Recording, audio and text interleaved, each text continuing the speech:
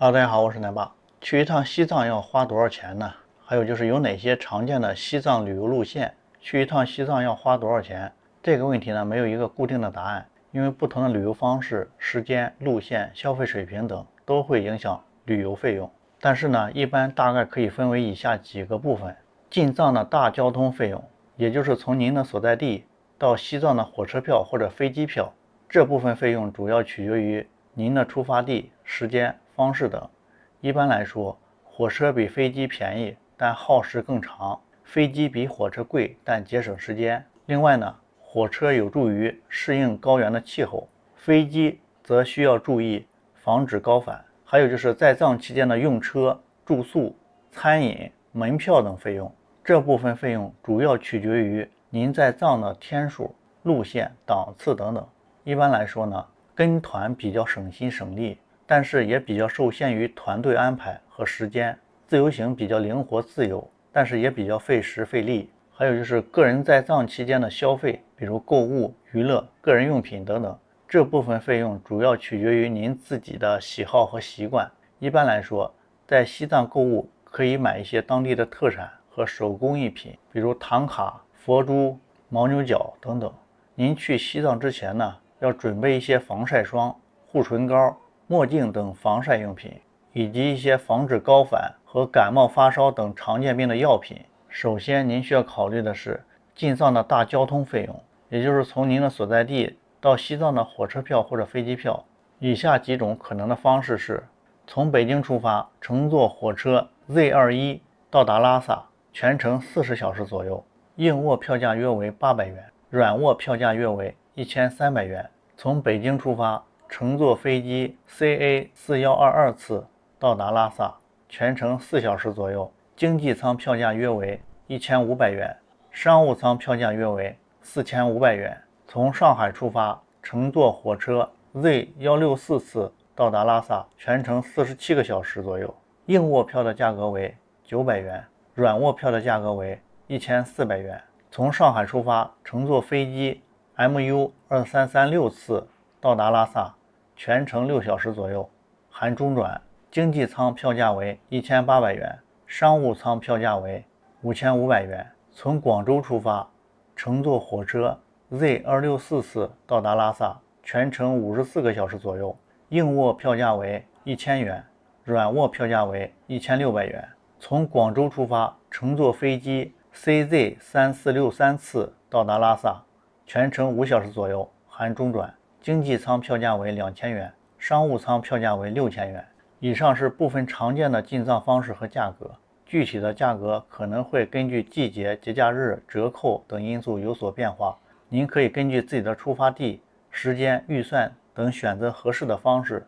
一般来说，火车比飞机便宜，但耗时长；飞机比火车贵，但节省时间。另外，火车有助于适应高原气候，飞机则需要注意防止高反。其次，您需要考虑的是在藏期间的用车、住宿、餐饮、门票等费用。这些费用主要取决于您在藏的天数、路线、档次等等。如果您选择跟团游，在藏期间的用车、住宿、餐饮、门票等费用一般都包含在旅行社的套餐中。您只需要根据自己的喜好和需求选择合适的旅行社和套餐即可。一般来说，跟团游比较省心省力，但也比较受限于团队的安排和时间。如果您选择自由行，在藏期间的用车、住宿、餐饮、门票等费用一般需要自己安排和支付。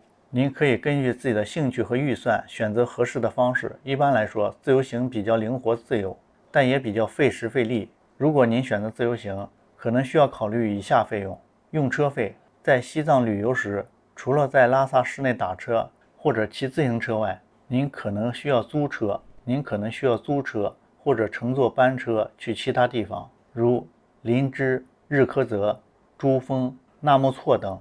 租车的费用一般按照天数或者里程数来算，不同的车型和路线价格也不相同。一般来说，租车比较方便快捷，但也比较昂贵。班车的费用一般按照票价来算，不同的目的地价格也不相同。一般来说，班车比较便宜，但是也比较耗时。您可以根据自己的需求和预算来选择合适的方式。住宿费，在西藏旅游时，您可以选择不同档次的住宿方式，比如星级酒店、青年旅社、家庭客栈等等。不同的住宿方式，价格也会不同。一般来说，星级酒店比较贵，但条件最好；青年旅馆比较便宜，但条件一般；家庭客栈比较有特色，但条件高低不同。您可以根据自己的需求和预算来选择合适的方式。餐饮费，在西藏旅游时呢，您可以品尝当地的特色美食，比如酥油茶、什么糌粑、牦牛肉等等。当地的餐饮价格一般也不太贵，一般来说，每天50元左右就可以吃得很好。当然，如果您想吃其他地方的菜系，比如川菜、云南菜等等，也有很多选择，价格也相对高一些。您可以根据自己的口味和预算选择合适的方式。门票费，在西藏旅游时，您可以参观很多有名的景点，比如布达拉宫、大昭寺、羊卓雍措、扎什伦布寺等等。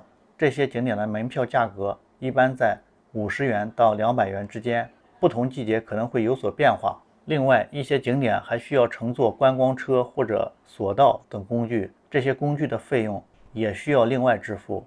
您可以根据自己的兴趣和预算选择合适的景点和工具。那么以上就是一些在藏期间可能需要考虑的费用，具体的费用可能会根据实际情况有所变化。您可以根据自己的情况做一个大致的预算和计划。除了费用方面，您还需要考虑西藏旅游的最佳时间以及路线。西藏旅游的最佳时间一般是4月到10月，这段时间内，西藏的气候比较温和，风景秀丽，节庆活动比较多。西藏旅游的路线有很多种选择，不同路线有不同的特色以及难度，您可以根据自己的兴趣和体力来选择合适的路线。拉萨周边，这是最经典也是最简单的西藏旅游路线，适合初次来西藏或者时间不充裕的游客。这条路线主要包括拉萨市内和周边的景点，比如布达拉宫、大昭寺、罗布林卡、甘丹寺、色拉寺、羊卓雍措等等。这条路线可以在3到5天内完成，海拔相对较低，高反的风险呢也较小。还有就是拉萨到林芝，这是一条风景优美也比较轻松的西藏旅游路线，适合喜欢自然风光或者想要放松身心的游客。这条路线主要包括从拉萨沿着318国道，经过米拉山口、巴松措、鲁朗林海，到达林芝市区和周边的景点，比如林芝桃花村、雅鲁藏布大峡谷、南迦巴瓦峰等。这条路线可以在5到7天内完成，海拔相对较低，高反的风险较小。拉萨到日喀则到珠峰，这是一条历史文化和自然风光兼具的西藏旅游路线，适合喜欢探索或者想要挑战自己的游客。